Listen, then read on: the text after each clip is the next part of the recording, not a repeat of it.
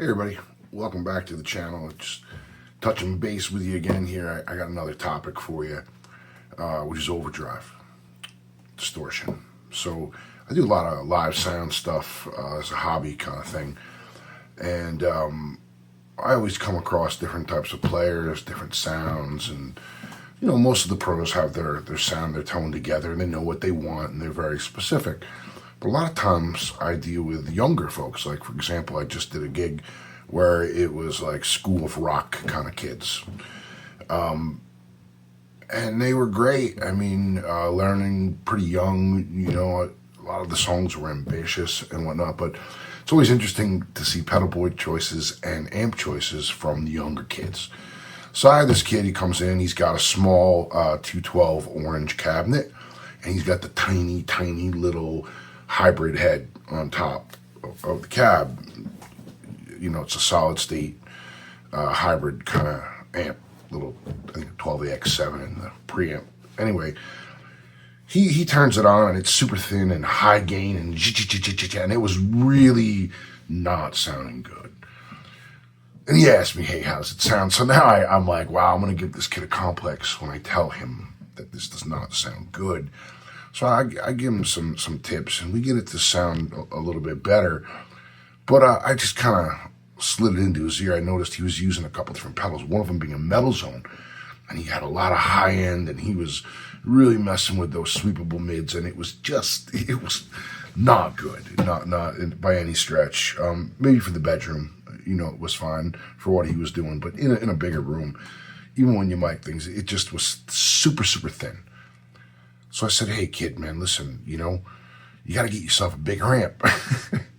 He kind of looked at me and he was like, well, I just got this thing. I just spent $200 and I tried to help him as best I could. We worked on the settings. It sounded pretty good, all things considered. By the end of tweaking it, we got it to sound pretty good.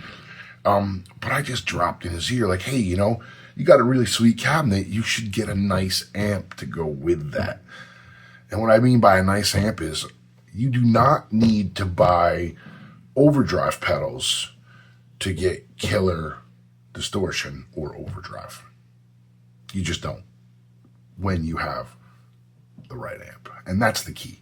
You have to have the right amp. So all the people that are younger starting out, if you do not get the right amp, you will spend hundreds and thousands of dollars on overdrive pedals, and you will never ever get that sound you're looking for, because a pedal can't do what an amp does. And I know there's a lot of controversy about that. I'll probably get some heat in the comments with it, but the pedal can't do what the amp does. It just can't. It can emulate it, but it's not really truly doing it. And people have argued until the cows come home on that topic, but that's my opinion and my experience. So here's what I mean. If you buy a distortion pedal, you could buy 10 of them. Most of them modeled after a tube screamer, but regardless, you could buy 10 of them, and they all have a thing. They all make it sound good, but when you hear an amp for the first time without a pedal, and you actually feel it and really understand it, you'll know what I'm talking about. So don't buy any more pedals and get yourself one of these amps or similar. And if your amp is really good, then the only thing you really truly need is a boost, like a clean boost, or even if you add a little extra with the boost, which you're going to do anyway by hitting the front end of the amp, you want a boost and not necessarily an overdrive or a distortion.